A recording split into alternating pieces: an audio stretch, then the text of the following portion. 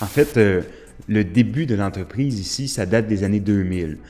Officiellement, on est entré en fonction en 2002, puis la réserve écologique a été créée en 2003 par le gouvernement. Mais officiellement, c'est vraiment au début des années 2000 qu'on dit qu'on a été créé, parce que ça a pris plusieurs années, puis il y a beaucoup de travail qui a été fait entre 2000 et 2003. Dans les années 2000, il y a un territoire qui était un peu menacé par les forestiers. On a des forêts exceptionnelles ici, des forêts de chêne aussi, des bois très précieux. Puis là, il y avait en fait des forestiers qui se disaient, bon, ben, il y a de la valeur commerciale dans la forêt, on va aller bûcher ça. Puis les gens étaient ici habitués à aller marcher dans cette région-là, qui allaient monter les monts, qui allaient jouir autour des rivières, faire de la pêche, des choses comme ça. Puis le monde a eu un peu peur, puis ils se sont dit, hein, on aimerait ça protéger cet environnement-là pour pouvoir y avoir accès aussi plus tard, pour garder cette beauté-là, pour que nos enfants puissent venir avec nous, puis ils puissent y participer aussi. Puis le ministère de l'Environnement avait aussi cette même vision-là pour le gouvernement du Québec de protéger ce territoire-là pour le garder accessible à long terme, pour protéger aussi son caractère exceptionnel. Donc, c'est dans ces années-là, ou au début des années 2000, que les gens se sont mis ensemble puis ont commencé à réfléchir à l'avenir de la région, à qu'est-ce qu'ils voulaient faire. Au début, on n'était pas beaucoup. En fait, au début, c'était une poignée de personnes qui a décidé de prendre en charge la corporation, prendre en charge la petite entreprise, puis de développer tout ce qu'on voit autour de nous.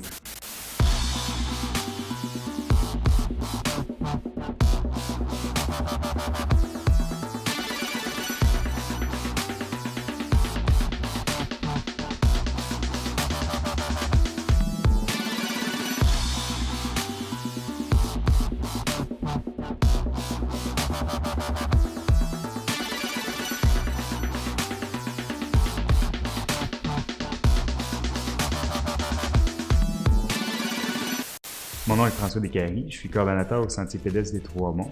Les Sentiers pédestres des Trois-Monts, en fait, c'est, comme le nom l'indique, dans le fond, des sentiers pédestres qui sont situés dans Chaudière-Appalaches, en fait, dans la MRC des Appalaches, à Saint-Joseph-de-Coleraine, qui est situé juste un petit peu à l'est de Thetford Mines.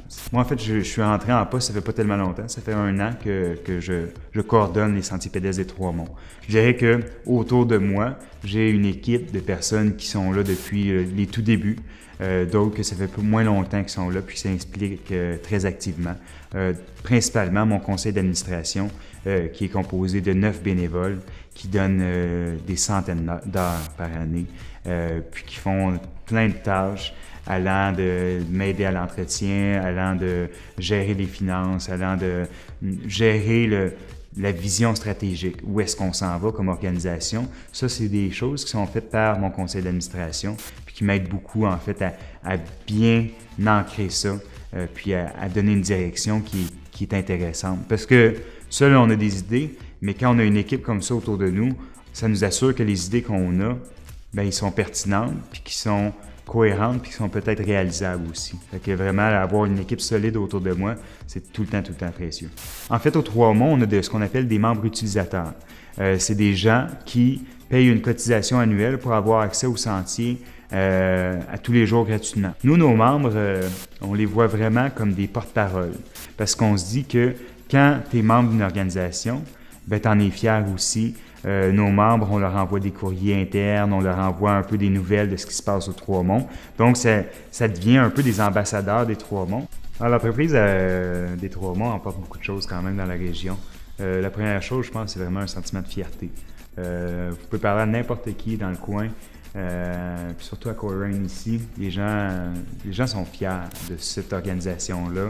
C'est sûr que on parle des Trois-Monts à Coleraine, mais on en parle aussi à Thetford Mines, à Tisserelli, jusqu'en Beauce, il y a beaucoup de monde qui viennent. Fait que c'est sûr qu'on est un petit fleuron. Une autre réalisation des Trois-Monts, puis un autre impact des Trois-Monts, en fait, mais c'est sûr qu'on crée des emplois, on crée des activités économiques dans les régions.